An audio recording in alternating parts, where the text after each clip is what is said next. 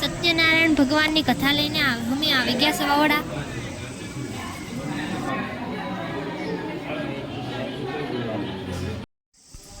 આ છે શ્રી લાલ સ્વામી બાપુની ગાદી. ચાલો તેના દર્શન કરી લઈએ અને આગળ વધીએ.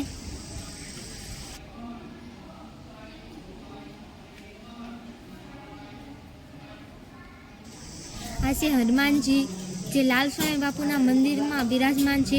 તેના પણ દર્શન કરી લઈએ. આ છે રાધા કૃષ્ણનું મંદિર. તેના દર્શન કરીને આપણે પણ ધન્યતા અનુભવીએ. ચાલો, કેટલું સુંદર છે, તમે અંદરથી જોઈ શકો છો. જો પાસે મોરપીસું છે, કેટલું સુંદર છે. આ લાલ સ્વામી બાપુની ગાદી છે અને તેમના ઉપર તેમની શરણ પાદુકા છે. ચાલો આપણે દર્શન કરી લઈએ. જો કેટલું સુંદર છે.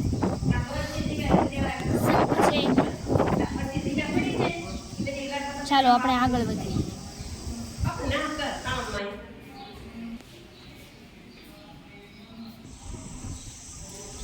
જો આ રામ સીતા લક્ષ્મણની મૂર્તિ છે, કેટલી સુંદર છે. તેમના દર્શન કરીને આપણે ધન્યતા અનુભવી લઈએ.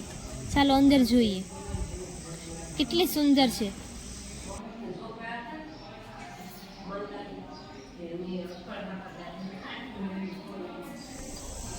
આ જગદંબાની મૂર્તિ છે, જેને આપણે અંબા કહીએ છીએ.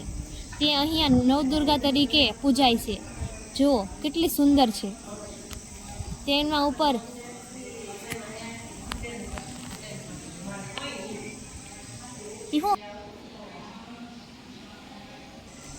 જય વિષ્ણુ ભગવાન, જય શ્રી હનુમાનજી.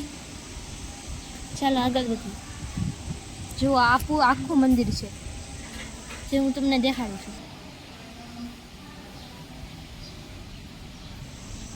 ચાલો હવે આપણે લાલ સ્વામી મહારાજની પ્રદક્ષિણા કરી લઈએ. જુઓ કેટલી વ્યવસ્થા છે અહીંયા.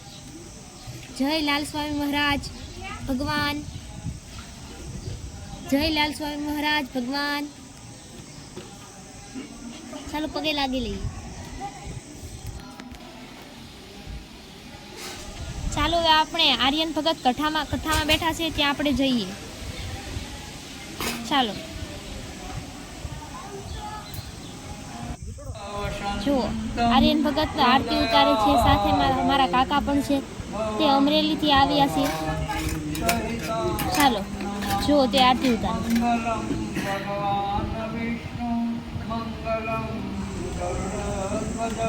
જુઓ દાદા કથા વાંચે છે. આ જો ફૂલડાની થાળ છે. આર્યનને બહુ આરતી ઉતારતા આવડતું નથી, પણ તોય પણ એ ઉતારે છે. જુઓ દાદા કથા વાંચે છે. ઓલી બાજુ બાયું બેઠ્યું છે, તે વાતું કરે છે. જુઓ કેવી સરસ મજાની આરતી ઉતારે છે. ચાલો તે હવે આરતી ઉતારી. થોડીક વારમાં પ્રસાદ પણ થઈ જશે.